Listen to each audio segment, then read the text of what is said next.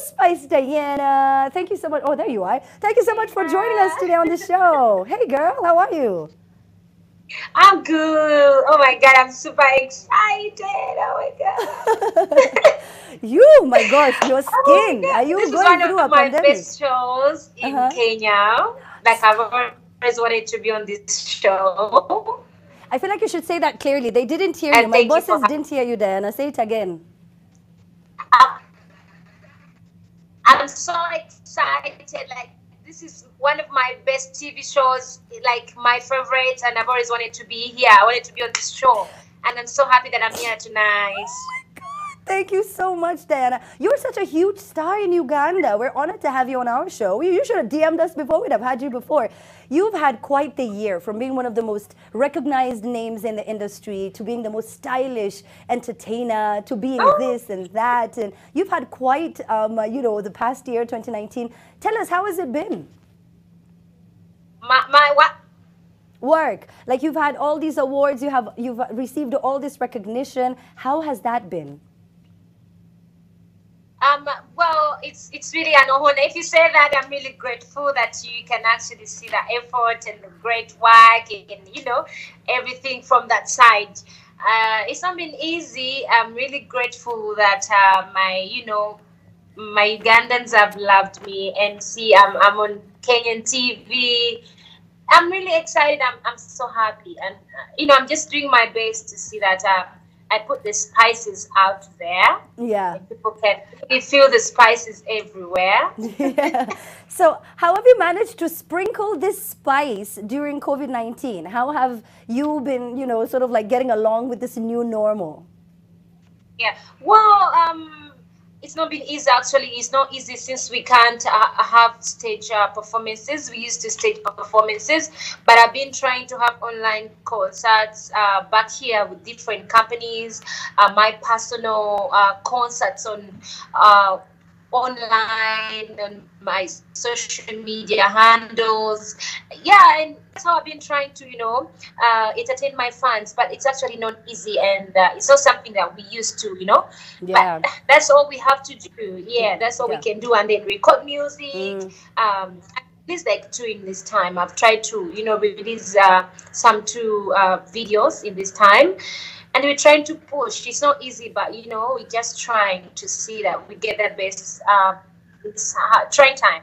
Yeah, Yeah, it is really a trying time, especially for entertainers, because this is what you do for a living. exactly. You go out, you entertain, and you meet crowds of people. And now with no gatherings, it's just like what to do. So there was a time that your fans were really concerned. You went to Tanzania for Harmonize's, I think, album launch, and they were scared that you had tested positive.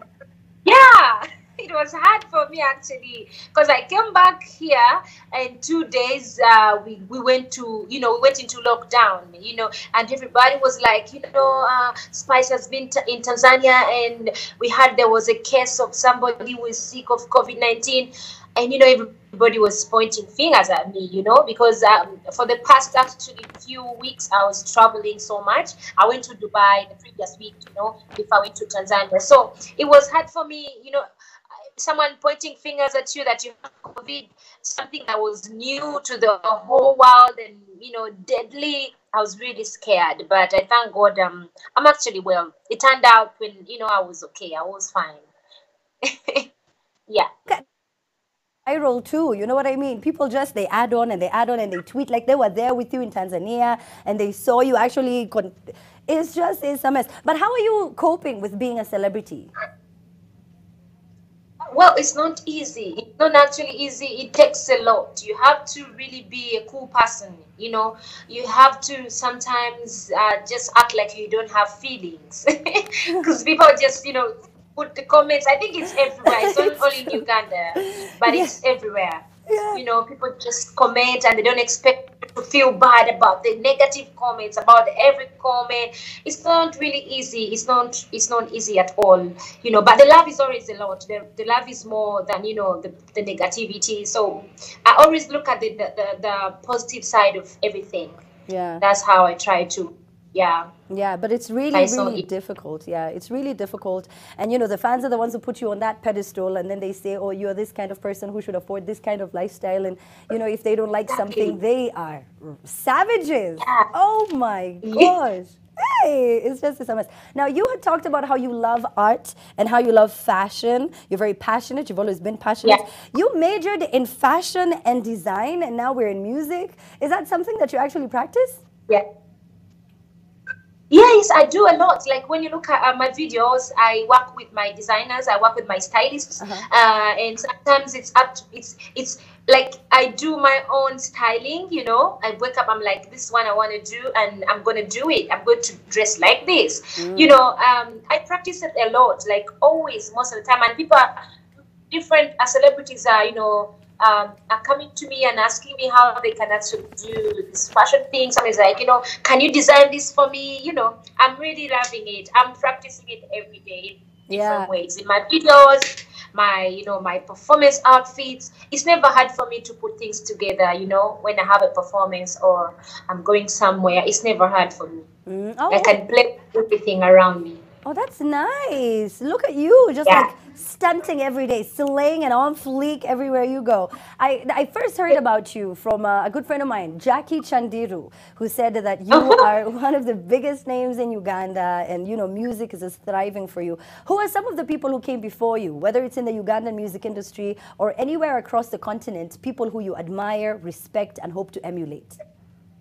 Well, Chandilu is one of them. Chandilu had this style that every young, upcoming artist back in the days looked up to, and like, I think I can act like this in the video. I can do this. I can be like this. So she's one of them. Cindy, the breweries. Remember the old breweries? Yes. Cindy, Lillian, Chandilu, those ladies were really amazing. So I look up to them. I've always been, inspired by how they used to do it. They paved way for us. You understand? There is Juliana Kanyomozi. Yes. She really paved a big, a way for us. Um, I've seen uh, I've seen Avril from Kenya. I really love that lady so much. A couple of them. Nice. Okay, so Yeah. majority of them are female. I like that. I actually do like that. I want to talk a bit about your Yeah. You didn't even notice you didn't say just like a million or you just said only the females, and that's Yes, really actually. good. Yeah. Actually, I was coming to that. Jose Chameleon is my good friend. We've been talking on so many occasions, Yeah. and he's been advising me on different stuff on how to go with the industry, how to relate your lyrics to normal life and stuff like that. So he's one person I've learned from. So many things. Yeah, Okay. he's also among the people that I've been looking up to and learn from them. Yeah. And Chameleon is really cool. If you call him or you text him, he'll respond back, and he's always willing to help, which is just one of the most amazing things about him. I want you to tell us a story, Diana. I want you to tell us about one of, like one scenario that took place, either at a performance or maybe a promoter refused to pay you your money. But what's one of the moments that you can never forget, an experience you went through in the industry that just got you shocked? Okay, there is one moment that really went viral, Yes. and it gave me sleepless nights. Oh. I just didn't know this would come to an end.